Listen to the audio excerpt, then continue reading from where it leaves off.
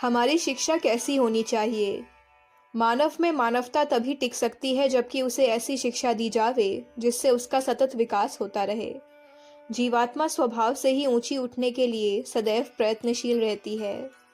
सुशिक्षा से मनुष्य अपनी कमियों को पूर्ण करता है, चाहे शारीरिक हो, मानसिक एवं आध्यात्मिक हो। सभी के सतत विकास का माध्यम शिक्षा है। वर्तमान समय में जो शिक्षा दी जाती है वह हमें पूर्ण विकास के मार्ग पर न ले जाकर अहंकारी, प्रमादी तथा मर्यादा से च्युत करने में सहायक बन रही है। आज के विद्यार्थी वास्तविक विद्या के अर्थी न होकर केवल सर्टिफिकेट प्राप्त करने वाले हैं। हमारे राष्ट्र नायक शिक्षा में धार्मिकता का समावेश करने में हिचकिचाते हैं, चाहे उसके अभाव में हमारे बालक चरित्रहीन हों या प्रपंची अथवा उद्दंड स्वभाव वाले ही क्यों न बन जाएं। आज की शिक्षा शिक्षार्थी तथा शिक्षक तीनों जीवन विकास में किस प्रकार सहायक हों तथा शिक्षालय में कितना प्रेम, सद्भावना आदि विशिष्ट गुण वातावरण पैदा हो, यह समस्या विचारणीय ही नहीं किंतु परम आवश्यक है।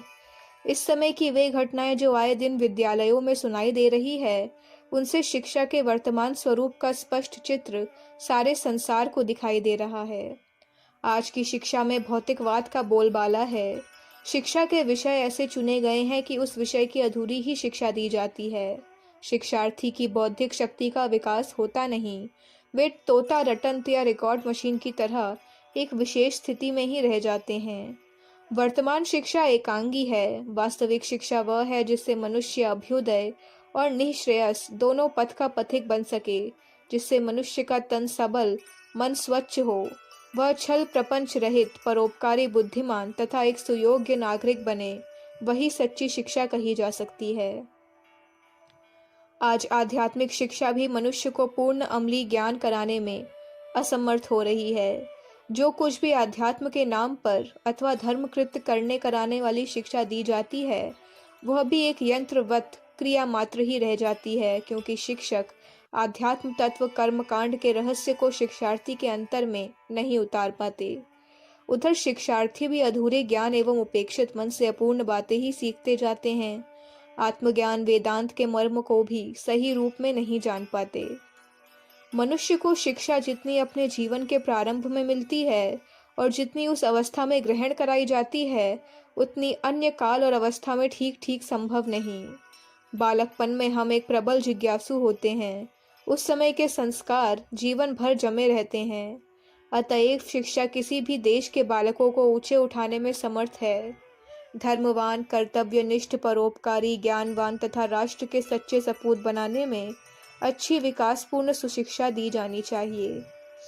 मानव जीवन के उत्थान में वही शिक्षा समर्थ है जो उसके विवेक, पुरुषार्थ, सेवा, कृतज्ञता दी भावनाओं को विकसित करे। मनुष्य को सब अवस्थाओं में सुखी, प्रसन्न, प्रमादहीन बनाए। यह कहना अनुचित नहीं होगा कि अब शिक्षा के वर्तमान स्वरूप में विकृतियां आ गई हैं, अतः उसमें परिवर्तन करना आवश्यक है। शिक्षा जीवन निर्माण का कारण है। शिक्षा का आदर्श जो हमें आत्मोन्नति की मंजिल में ले जावे एवं हमारे वास्तविक लक्ष्य तथा अभीष्ट की पूर्ति में सहायक हो, वैसा ही रखा जावे। अच्छी शिक्षा का आदर्श हमें नीति निपुण, सर्व आत्म भावनादायक, विश्व के समस्त प्राणियों के प्रति दया, सेवा, भलाई, अपनत्व आदि गुण स्वभाव संस्कार वाले बनाने हैं। अच्छी शिक्षा जितनी आवश्यक है, उतनी ही उसके उच्च गुण, कर्म, स्वभाव वाले शिक्षक भी होने चाहिए अथवा बनाने के लिए हमें प्रयत्न करना होगा। योग्य शिक्षक ही तो हम में से दयानंद, विवेकानंद, गांधी तिलक आदि जैसे सच्चे शिक्षार्थी उत्पन्न करते हैं। अच्छी शिक्षा का ही परिणाम था कि प्राचीन समय में मेधावी, तेजस्वी, मनस्वी और यशस्वी छात्र हमारे देश में होते थे। गौतम, व्यास, पतंजलि, कर्णादि, विशिष्ट, जैमिनी जैसे विश्व गुरु भी तो हमारे देश में हुए थे, जिनके ज्ञान का आज विश्व ऋणी है। शिक्षा गुरु को शिक्षक के वास्तविक उद्देश्य तथा मानव जीवन के परम लक्ष्य की दृष्टि को जानकर असली राष्ट्र निर्माता के रूप में अपने को एक आदर्श गुरु बनना होगा। हमारी शिक्षा की सफलता योग्य गुरुओं की अपेक्षा रखती है। बालकों के भावी जीवन तथा समाज की प्रमुख समस्या को स्थिर, प्रेरणा तथा शुद्ध हितकारी वातावरण की ओर जाने में योग्य शिक्षकों की आवश्यकता है। शिक्षा ऐसी हो जिससे आत्मा को गति मिले, मानवता का प्रसार हो शिक्षार्थी की शारीरिक मानसिक उन्नति हो। शिक्षा प्रसार संस्थाएं अपने इस महत्वपूर्ण कार्य को अच्छी प्रकार से समझें। शिक्षा को किसी विशेष दृष्टिकोण में ही आबद्ध न किया जाए, क्योंकि शिक्षा से मनुष्य सब प्रकार की उन्नति करता है। यदि संकुचित बातों में ही शिक्षा का आदर्श और विकास सीमित कर दिया गया हो तो वह पंगु बन सकती है। मनुष्य की सुंदर भावनाएं विकसित होती रहें, उनमें दया, प्रेम, उदारता तथा एक दूसरे को अपना जान सकें, ऐसी शिक्षा भी देनी ठीक होगी। कोई भी शिक्षा तब तक अधूरी है जब तक वह मानव के विकास में अच्छी प्रकार से प्रमाणित न हो जाए। वैदिक युग में शिक्षा को इतना महत्वपूर्ण स्थान दिया जाता था कि जीवन का प्रथम भाग इसी में समाप्त हो जाता था। इसी प्रथमावस्था की शिक्षा शिक्षार्थी के भावी जीवन को सुंदर बना देती थी। गुरुकुलों की शिक्षा जहाँ पूर्ण ब्रह्मचर्य पालन कराते हुए दी जाती थी, वहाँ विद्याभ्यास के साथ साथ ही शिक्षार्थी गण नीति शास्त्र, राज्य रक्षा के प्रकार तथा राष्ट्र के प्रमुख हितों की महत्वपूर्ण समस्याओं को भी सीख जाया करते थे। गुरुकुल के विद्यार्थी उस समय राष्ट्र की निधि समझे जाते थे। आचार्यों द्वारा शिक्षा प्राप्त करके शिक्षार्थी एक सफल गृहस्थ, विद्वान, सदाचारी, अध्यात्म तत्व ज्ञानी, आस्तिक होता था और साथ ही मनुष्य भी।